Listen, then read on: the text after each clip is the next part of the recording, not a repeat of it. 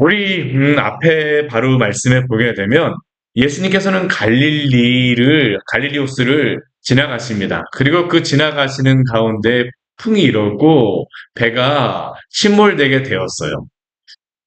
그런 가운데서 예수님께서는 그 광풍을 잠잠케 하셨습니다. 바람과 바다야 잠잠하라.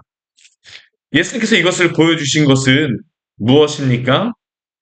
바로 이 바람과 물결까지, 이 파도까지 잠잠케 하실 수 있는 그러한 능력의 분이심을 알려주시는 것입니다. 예수님께서는 보이는 세상 모든 천지 만물을 주관하시는 거란 분이십니다.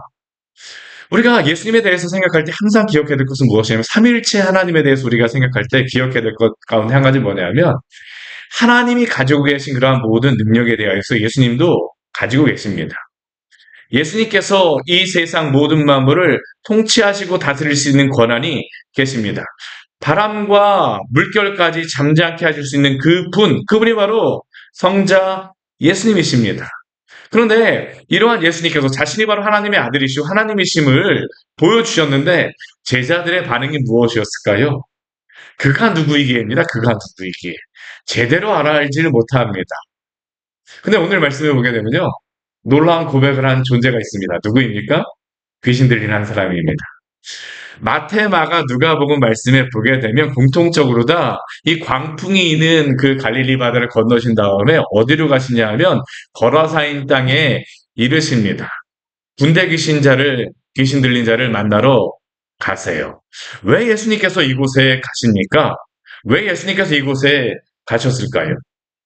이 지금 거라사인 지역이라고 하는 것은 다른 마테나 마가복음에 보게 되면 데가볼리라고도 이야기를 하고 있습니다. 데가볼리는 10개의 도시라고 하는 그러한 의미로서 이 요단 동편 지역은 누가 다스렸었냐 하면 로마가 직접 다스렸던 그러한 지역이었습니다. 그러니까 이방 지역이었어요.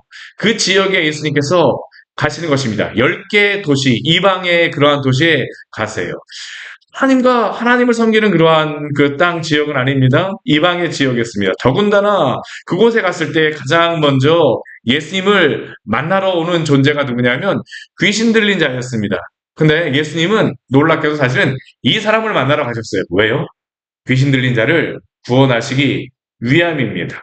오늘 말씀 보십시오. 이 귀신 들린 자가 얼마나 처참한 환경에 있는가를 한번 보십시오. 이 귀신 들린 자가 도시 사람이라고 이야기합니다. 그 도시 사람으로서 그가 살았다는 것을 이전에는 말해요. 그런데 그가 어떻습니까? 지금은 귀신이 들려서 오랫동안 옷을 입지 아니하고 집에 거하지도 아니하고 무덤 사이에 거하는 자입니다. 사회로부터 단절되고 가족으로부터 단절되고 집에서 가출하고 사회로부터 완전히 격리되어서 살아갔던 사람. 이 귀신 들린 사람의 그러한 인생을 완전히 처참하게 파괴된 사람이었었죠. 귀신은 바로 이러한 일을 행합니다. 우리 사람의 그러한 영혼을 제대로 하나님을 섬기지 못하게 하고 하나님과의 관계를 다 파괴하고 그가 속하 있는 그런 사회로부터 가족으로부터 다 파괴하는 것이 바로 이 귀신의 그러한 존재였었죠. 그런데 예수님께서는 이 사람을 만나러 가세요. 이 사람에게 있는 가장 큰 문제는 무엇입니까? 하나님을 모른다라는 겁니다. 그런데 예수님께서 이 사람에게 찾아가셨다는 건 무엇일까요? 이 사람을 구원하기 위해서 가셨습니다. 복음이란 무엇입니까? 주님을 모르는 사람에게 주님을 알려주는 것, 주님을 전하는 게 바로 복음 아닙니까? 오늘 예수님께서는 이 처참한 상황 가운데 있는 이 사람에게 복된 소식으로 가셨습니다. 이방 땅, 죄가 간영한 그 땅에 오신 것입니다. 그 귀신 들린 사람을 보기 위하여서 가셨습니다. 그리고 예수님께서 이곳에 가셨다는 것은 오늘날 이 시대 가운데에 이 죄악 많은 세상 가운데 예수님이 오신 이유와 동일하지 않습니까? 죄 많은 사람들을 구원하시기 위하여서 참빛이 되어주시기 위하여서 예수님께서는 바로 이 땅에 가셨습니다. 이것이 얼마나 기쁜 소식입니까? 그러나 예수님께서 이곳에 직접 가셨지만 귀신이 예수님을 알아보긴 합니다. 오늘 28절 말씀을 보게 되면 예수님에 대해서 이 귀신이 고백하는 것이 있어요. 아까 그 앞에 말씀에서는 제자들은 예수님이 그 바람과 물결을 잠잠케 하셨는데도 불구하고 그가 누구이기였었는데요. 28절 말씀 보십시오. 예수님에 대해서 이 귀신 들린 자가 뭐라고 고백합니까? 지극히 높으신 하나님의 아들 예수요. 우리가 누가복음 말씀을 보게 되면요. 예수님을 하나님의 아들로 다 지속적으로 계속 고백하는 존재가 뭐냐면 귀신들입니다. 예수님이 누구인가를 알아요. 하나님의 아들이라는 것을 그들은 알고 있습니다. 근데 귀신이 예수님이 누구이신지는 알고 있지만 그들의 한계는 무엇입니까? 예수님을 믿진 않습니다. 오늘 말씀도 보십시오. 예수님을 믿고 회개하지 않습니다.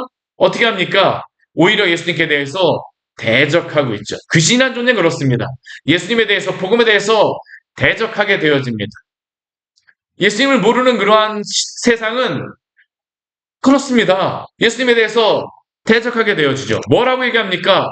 지극히 높으신 하나님의 아들 예수여라고 고백하지만 나와 무슨 상관이 있나이까라고 이야기합니다.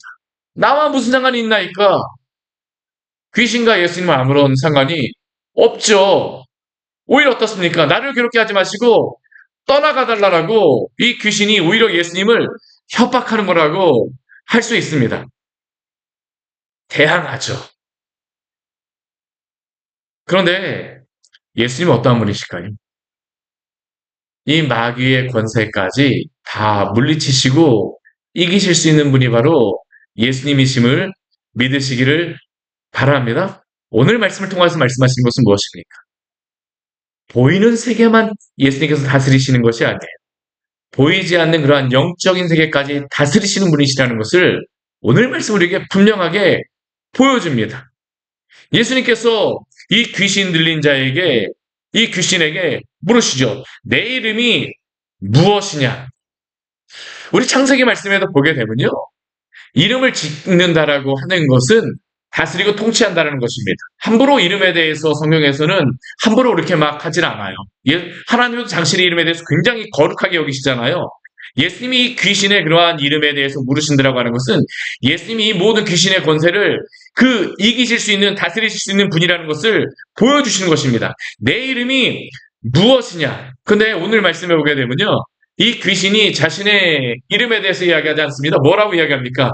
군대라고 이야기합니다. 군대. 하나의 하나의 귀신이 아니라 여러 귀신들이 모인 그러한 집합자라는 겁니다. 이 한 사람 가운데에 여러 귀신이 들어가 있어요. 이 군대라고 하는 그러한 단위는 로마에서 군대라고 하는 단위를 쓸 때에는 한 600명 정도의 그러한 사람들이 모인 것을 로마에서는 군대라고 이야기합니다. 그 정도의 이 귀신이 이 안에 있다라는 겁니다. 그래서 이 귀신은 자신을 군대라고 이야기를 하죠. 저항하려고 하고 자신의 이름을 알려주려고 하지 않습니다.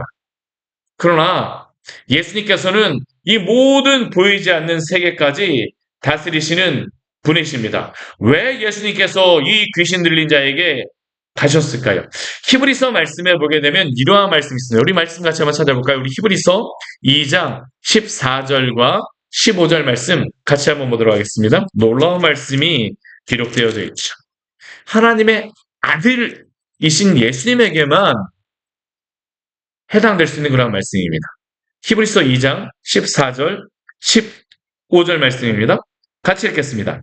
자녀들은 혈과 육에 속하였음에 그도 또한 같은 모양으로 혈과 육을 함께 지니심은 죽음을 통하여 죽음의 세력을 잡은 자 곧 마귀를 멸하시며 또 죽기를 무서워하며 한평생 매여 종노릇하는 모든 자들을 놓아주려 하심이니. 아멘.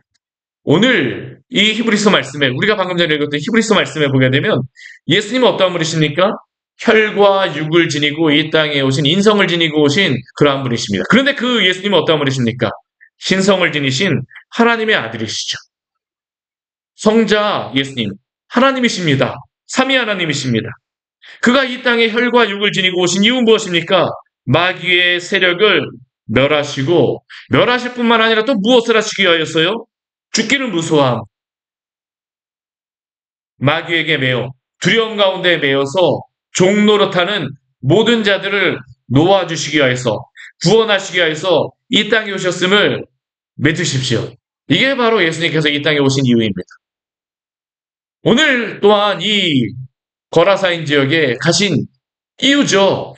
이 사람을 마귀의 세력으로부터 구원하시기 위해서, 노임을 주시기 위하여서. 근데 오늘 말씀 보십시오. 예수님이 귀신에게 이름만 부르니까 어떻습니까? 군대라고 이야기하고 그 다음부터 어떻게 합니까? 자신들을 무정행으로 들어가게 하지 말라라고 간구하고 나서 그들은 이 귀신의 떼가 어디로 가냐면 돼지에게로 들어갔다라고 얘기합니다. 그리고 그 다음에 일어나는 일은 바로 그 돼지 떼가 그 비탈로 내달아서 호수로 들어가 몰사하였다라고 말씀하고 있습니다. 그런데 이러한 일이 일어나고 난 다음에 그 결과가 있어요. 어떤 결과가 일어나냐 하면 34절 말씀에 오게 되면 이 돼지 치던 자가 이 돼지가 다 몰사되었으니까 그 사람들에게 이 돼지 주인들에게 가서 이제 마을 사람들에게 알리는 겁니다. 이때 이 돼지들 함께 마을 사람들이 쳤다라고 생각을 하는데 이 치던 자들이 이 성내와 마을에 가서 이것을 알리는 겁니다. 이러한 일이 발생하였으며 돼지떼가 다 호수에 가서 몰살하였습니다. 그러자 사람들이 어떻습니까? 이 일을 보려고 다 예수님께 나와왔습니다. 그들이 보았던 것은 그 다음에 무엇입니까? 정신이 온전하여진 사람을 보게 되죠. 그리고 그 사람이 예수님 발치에 앉아 있는 것을 보았습니다. 그런데 이들이 이러한 놀라운 일을 보았을 때에 이들의 반응이 무엇일까요? 예수님을 믿고 예수님께 돌아오게 되어집니까? 아닙니다. 오늘 37절 말씀을 보게 되면 우리 이렇게 말씀하고 있습니다. 땅 근방 모든 백성이 크게 두려워하여 예수께 떠나시기를 구하더라. 이들은 예수님을 믿겠다, 예수님을 믿고 이 놀라운 기적을 보고 경험을 하고 예수님께 돌아오는 것이 아니라 오히려 예수님이 떠나시기를 구하였습니다. 왜 그랬을까요? 그들에게 남아있는 그러한 재산도 잃어버릴까봐 두려웠던 것 아니겠습니까? 그들에게는 귀신 들린 사람이 구원받은 사실보다 또한 그들이 본 그러한 이적보다 자신들의 재산을 지키는 것이 더 중요하였기 때문이죠. 그러나 이 귀신 들린 사람의 반응은 무엇일까요? 이 사람들은 예수님이 떠나시기를 구하지만 이 귀신 나간 사람은 어떻게 합니까? 우리 38절 말씀해 보게 되면 함께 있기를 구하였다라고 이야기하고 있습니다. 함께 있기를 구하였으니. 이 사람은 예수님의 제자로서 예수님을 따르기를 원하였던 것입니다. 예수님께서 제자로 받아주기를 구하였어요. 근데 예수님께서 우리 39절 말씀에 오게 되면 이렇게 이 사람에게 말씀하십니다. 우리 같이 한번 읽어볼까요? 집으로 돌아가 하나님이 내게 어떻게 큰 일을 행하셨는지를 말하라 하시니 그가 가서 예수께서 자기에게 어떻게 큰 일을 행하셨는지를 온 성내에 전파하니라. 예수님이 이 사람에게 제자로서 예수님을 따르기를 허락하진 않으셨습니다. 대신 무엇을 원하셨냐 하면 너는 이 성내에 남아서 너에게 어떠한 큰 일을 행하셨는지를 주변 사람들에게 말하라고 이야기합니다. 그리고 이 사람 어떻게 합니까? 예수께서 자기에게 어떻게 큰 일을 행하셨는지를 온 성내에 전파하기 시작하죠. 근데 이 말씀이 오늘 말씀을 잘 보게 되면요. 앞에 나와 있는 말씀과 연관된다라는 것을 볼 수 있습니다. 우리 앞에 그 8장 앞에 말씀에 보게 되면 어떤 말씀이 나오냐면 네 밭의 비유가 나오고 난 다음에 등불 비유가 나와요.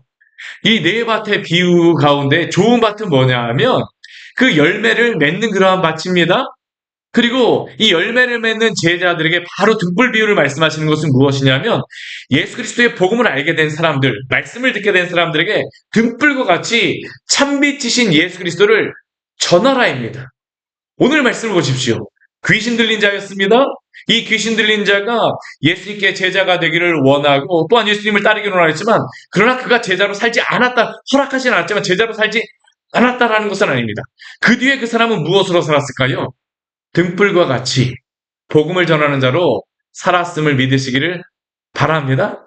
누가복음 말씀에는 나오지 않지만요. 마태복음과 마가복음 말씀에 보게 되면 나오는 한 가지 사건이 있습니다. 그 사건이 뭐냐면 칠병이어의 사건이 나옵니다.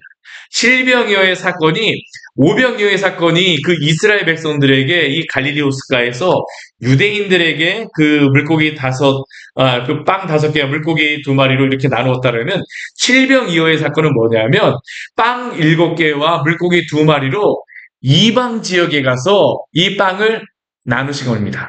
빵은 누굴까요? 예수 그리스도입니다. 그런데 오병이어는 유대인에게 따르면 칠병이어는 이방인에게 합니다. 근데 칠병이어의 그 이적을 행할 때 많은 이방의 사람들이 몰려오게 됩니다. 어떻게 몰려오게 되었을까요? 저는 바로 이 사람 때문이라고 생각합니다. 예수님이 이방 지역에 가셔서 복음을 전하신 적이 없었거든요. 근데 그 지역에 변화된 한 사람이 있습니다. 누구입니까? 귀신 들렸던 자가 노임을 받고 등불과 같이 살아감으로 말미암아 너는 가서 너에게 어떠한 큰 일을 행하시는지를 말하라고 말씀하신 그대로 그가 온 성내에 전파함으로 말미암아 이 데가볼리 지역에 예수님 이후에 가셔서 복음을 전하실 때에 많은 사람들이 또한 몰려오게 되었습니다. 사랑하는 성도 여러분, 우리가 예수 그리스도를 믿고 구원을 받았습니다. 구원을 받은 사람들은 다 제자입니다. 그 이후에는 어떻게 살아가야 될까요? 등불과 같이 살아가시기를 축원합니다. 오늘도 예수 그리스도를 통하여서 우리가 받은 그 큰 구원의 은혜를 자랑하며 또한 전파하는 등불과 같은 자들로서 살아가기를 원합니다. 같이 기도하도록 하겠습니다. 하나님 아버지, 오늘 말씀을 통하여서 우리에게 귀한 은혜를 주니 감사를 드립니다. 예수님께서는 오늘 말씀을 통하여서 보이는 세계뿐만 아니라 보이지 않는 모든 세계까지 다스리시고 통치하시는 분이심을 우리에게 알려주셔서 감사합니다. 그리고 보이지 않는 세계를 통치하시는 분이실 뿐만 아니라 그 보이지 않는 귀신에게 또한 통치함을 받아서 귀신 들렸던 이 사람을 또한 구원하시는 능력이 있으시는 분이심을 알려주셔서 감사합니다. 그 귀신 들렸던 자를 구원하실 뿐만 아니라 제자로 삼으시고 주의 복음을 전파하게 하심으로 말미암아 이 데가볼리 지역까지 주의 복음을 전하는 자를 주님 세우셨던 것과 같이 오늘 이 시대에 얼마나 완악하고 패역한 시대입니까? 우리를 부르셨사오니 이 죄 많은 죄악이 관영한 시대 가운데 당신께 붙잡힌 자들로서 또한 등불과 같이 복음을 전하는 자로 살게 하여 주시옵소서. 이 시대 가운데 영적인 싸움이 치열합니다. 하나님 아버지, 마귀 사탄 권세가 하나님 아버지 당신을 믿는 자들조차도 오늘도 삼키고 넘어뜨리고자 애쓰는 그러한 하나님 아버지 엄청난 일들이 벌어지고 있는데 우리가 하나님 아버지 주 예수 그리스도를 의지함으로 말미암아 이 영적인 전쟁 가운데 승리하게 하여 주시고 우리가 억눌린 자가 아니라 오히려 복음을 전파하는 자로 승리하게 하여 주시옵소서. 예수님 이름으로 기도드립니다. 아멘. 오늘 말씀 같이 기억하시면서 함께 기도하며 나아가도록 하겠습니다.